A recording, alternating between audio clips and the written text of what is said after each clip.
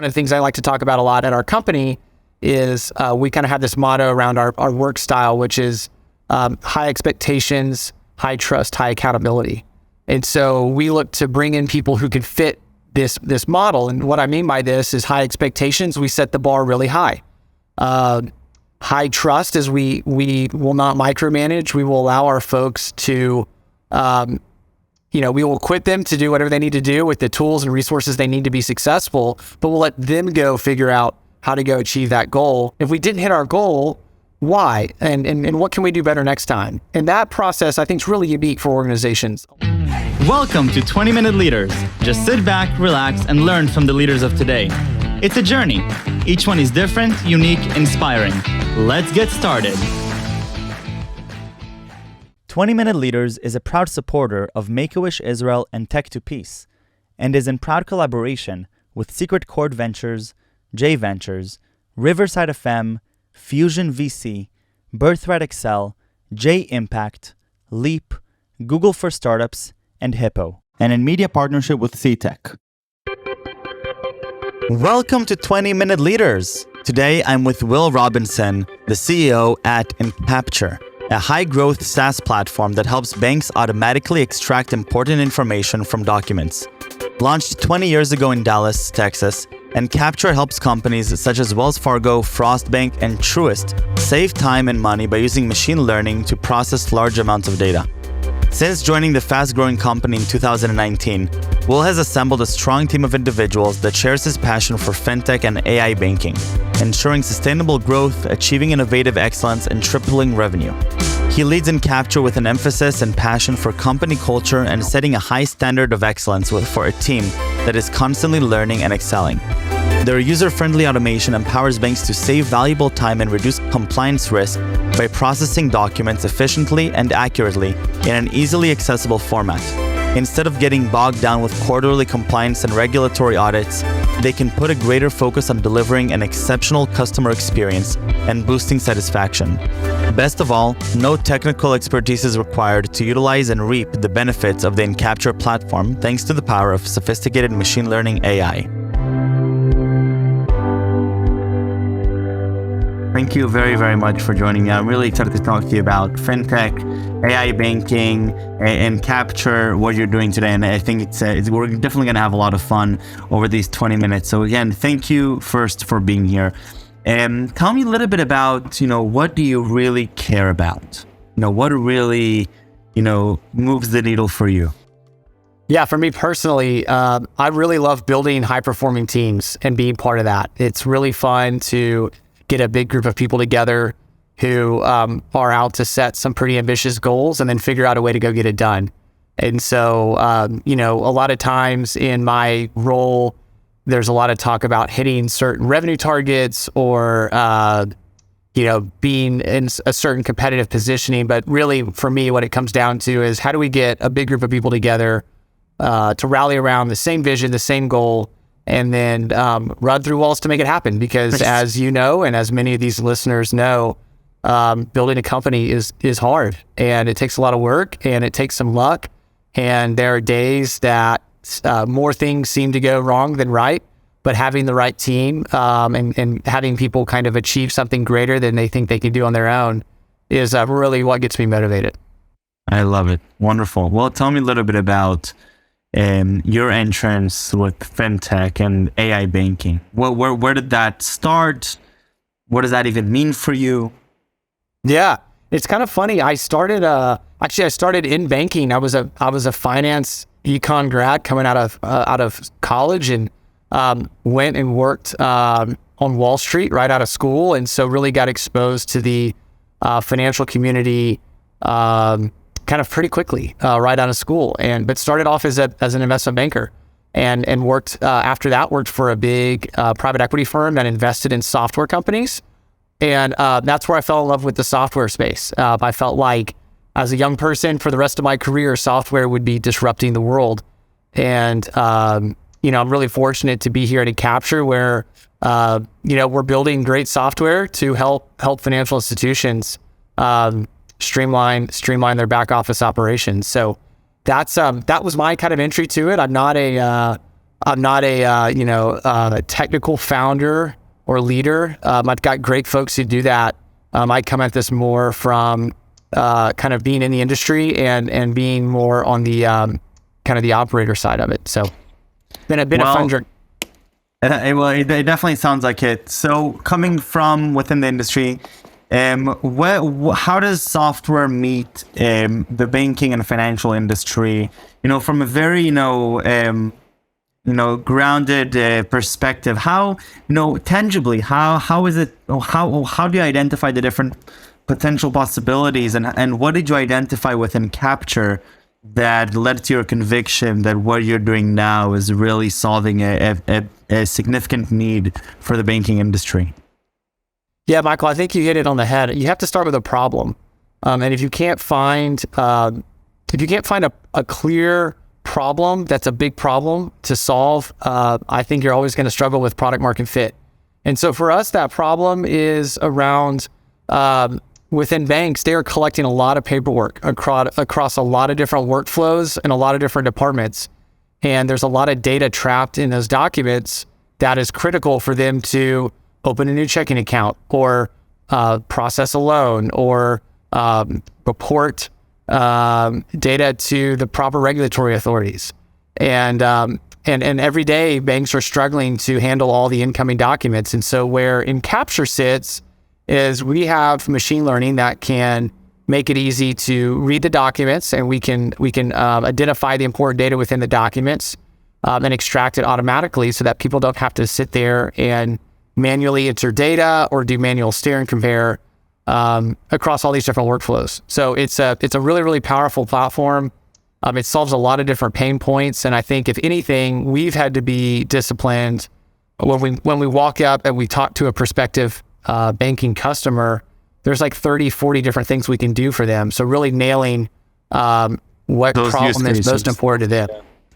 And so doing this type of work in AI, how is this specialized versus generalized? Because this idea of extracting information from documents, that's relevant for pretty much every industry. How do you now think through? And I know that you're coming from within the industry, but how do you see the intersection of AI, specialized AI within this use case? Is that even relevant to think about it as specialized, or is this just a general technology that can be applicable to any industry? Yeah, it's funny. The technology itself can apply to any industry across any workflow. And so, even though we're focused, right now our go-to-market is 100% on financial institutions, we do have non-banking customers. We've got some government agencies that work with us. We've insurance. We have some Fortune 500 customers that use our platform. And so really you can apply it anywhere. And I think for us, given we're smaller, we're 60 employees, we really have to be focused on what vertical do we want to go attack. And my mindset is always, let's go find a very specific problem, kind of go inch wide and mile deep, and let's go dominate. So for us, financial institutions, we're specialized in the sense that we know these processes really, really well. We know what sort of data these banks are looking for. We've got some pre-configured solutions on top of our platform that solve the most common, pain points around certain document types and certain data that these banks are trying to collect. So we think we can provide a solution, stand up our platform really, really quickly for these banks relative to them just buying kind of some general purpose AI platform and then trying to tailor it to their use case. So that's how we win. And, we have there are a lot of other players doing what we do for different industries. And when you look at our underlying technology, it's probably pretty similar. But the way we win is, we've proven we can do it in this space, and we know these workflows really, really well. Incredible. So, and from my understanding from what you're saying, is the specialization technological or business oriented in terms of the way that you perceive your own work? So inch wide, mile deep, is that technologically or from a sort of go-to-market product business approach? Yeah, it's probably more on the business product side, less technical. The technical, there are some things, unique things we do technically that that work well for this space, but it could also be applied to insurance or healthcare. So I think the winners are going to be in our space that are using AI to go solve problems. I think the winners are the ones that can really understand their customer's pain point and have kind of off-the-shelf solutions that can be deployed very, very quickly to go get the value out of that AI versus building something from scratch. Yeah. No, that makes a lot of sense. And so where are you now with Encapture? Yeah, so we're about 60 employees. We've got, I think we're approaching 40 to 50 customers on our platform. We've got some of the biggest banks in the world, like Truist and US Bank and Wells Fargo. We've got some really nice regional sized banks that are in a handful of states. And then we're actually starting to work more and more with smaller community banks. If you think about AI, of course, the big banks have a lot of budget and resources available to them, but smaller banks have historically never been served by any sort of vendor that is providing AI. So we feel like there's a lot of opportunity there. There's some unique things about the banking industry that require them to, collect information via documentation and check it and double check it and store it properly that we feel like we can take advantage of. So we've been in a period of rapid growth over the last 2 to 3 years, and really excited about what the next couple of years have for us. Phenomenal. And if you had to sort of speculate a little bit as to how this industry is moving forward and some of the big opportunities that are going to show here, how are you perceiving it, from your perspective? Yeah, so I think for the industry broadly, like in terms of AI, I think there's a ton of use cases for it, and banks are rightly so concerned about kind of startup fintech lenders or alternative financial institutions that are taking a lot of market share around customer deposits or loan volumes. And so traditional banks are saying, hey, look, we feel like we're getting disrupted. But at the same time, we have this 100-year-old brand. We have a really, really core stable of customers, and we feel like we serve our communities really well. So how do we stay relevant? And I think this is where introducing automation and AI can really help these banks maintain their competitive position. And candidly, just like any other industry, banks are facing the same issues. It's hard to find and hire really good people.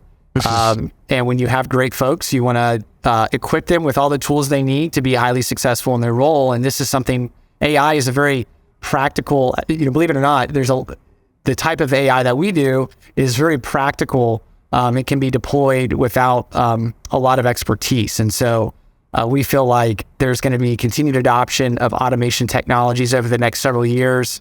And we think it's going to allow banks to stay very competitive against some of these upstarts.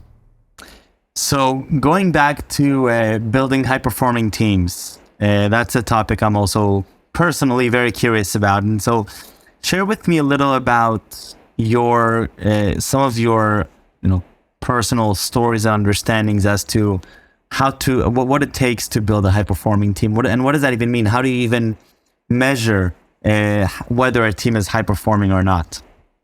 Yeah, it's a great question. So I think that's a good start, is you have to measure it. And so whatever you define high performance as, whether that's hitting certain financial goals or releasing product in a certain time or trying to be the first innovator in a new space to figure something out, I think setting really, really clear goals is important, because if people don't know what their goals are, it's going to be hard for them to understand if they're being successful. And candidly, I'm a believer that setting really aggressive goals and stretch goals actually allows people to push themselves a little bit further than they otherwise would have. And so one of the things that we do, and one of the things I like to talk about a lot at our company, is we kind of have this motto around our work style, which is high expectations, high trust, high accountability. And so we look to bring in people who can fit this model. And what I mean by this is high expectations. We set the bar really high. high trust is we will not micromanage. We will allow our folks to, we will equip them to do whatever they need to do with the tools and resources they need to be successful, but we'll let them go figure out how to go achieve that goal. And then the accountability piece is more about circling back on the end and saying, okay, if we didn't hit our goal, why? And what can we do better next time? And that process, I think, is really unique for organizations. A lot of places don't like to sugarcoat feedback, or they don't like to get together and talk about the hard problems that they have. Excuse me. And I think this is something we've done really well, where we can get together, and again, it goes back to that high trust. We can come together. We know everybody's a high performer, and we can say, look, where did we fall short? What did we learn from it? And what can we do differently next time? And that's really in a spirit of love and collaboration, and respecting the other people, versus a place where it's, derogatory or demeaning. So that's a little bit of kind of the mindset that we've taken here at Encapture. And there are certain people who thrive in that, but there are certain people who don't do well. They need to be shepherded a little bit more directly. They want kind of more incremental feedback. And, we've really tried to find people that can come in and say, hey, I really want to go do something special, and please give me room to run. We love those folks. Do you have some suggestions or tips for managers who want to, consider whether, how they can improve on their team, and what different ways they can evaluate whether their team is high performing, or who are the exceptional people that they want to double down on, or the ones who are perhaps not helping the team run forward? What's from your own, leadership background? How do you think through those? I think there's a couple ways. I mean, there's a lot of the kind of cliche things around, how people communicate, or, how they interact with other team members. I think one thing we look for is like little things I look for to see if someone's a high performer. How engaged are they with the team around them? And actually, high performers are more engaged with the people around them, because they are trying to achieve something that they know they can only do with their team. And so they're constantly pinging people, bringing people into conversations, really trying to drive something forward in a collective manner, versus kind of the lone wolf mentality, where people kind of go off in the corner and say, I'm going to figure this all by myself. That's usually a red flag if someone's not really engaging in your team. So, that's a big one for us. People who are willing to kind of raise their hand and ask for help is actually a great sign for a high performer. It means that they're aware of their limitations, and they're self-confident enough to raise their hand and say, hey, I need some help. I can't figure this out, or I'm stuck, or I don't feel like I'm doing a good job here. And so those are a couple of things that we look for, things we really try to encourage and promote at our company, because it allows people to kind of take a deep breath and be like, all right, this is not a high pressure boiler room operation. This place is a place where people really are here to support me and collaborate. But there is an expectation that I do my job and I do it well.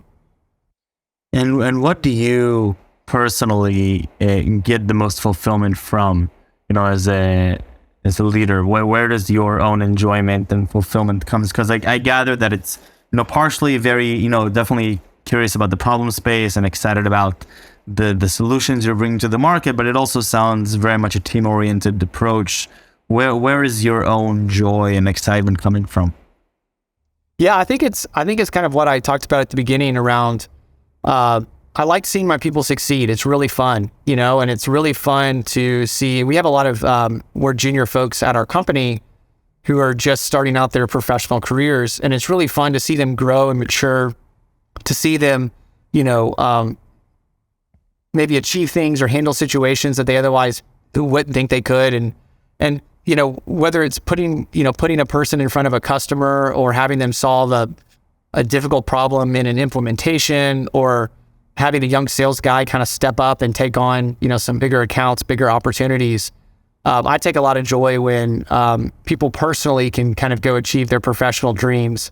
And by doing so, not only are they being successful, but they're allowing people around them to be successful. So that's the fun part for me. Yeah, that, the X's and O's around product market fit and competitive differentiation and pricing strategies, and, marketing tactics. I do enjoy that, but the people side of it is the most fun when you really see people, kind of come alive professionally and grow very quickly. Yeah, no, 100%. And I think that it's, growth is significantly the most important pillar here. And going back a little bit to wrap up the conversation around, Encapture and AI in banking, as you sort of look at the market and you understand the way that your technology is being able to get integrated into these different systems, as a leader, what is sort of your greater vision?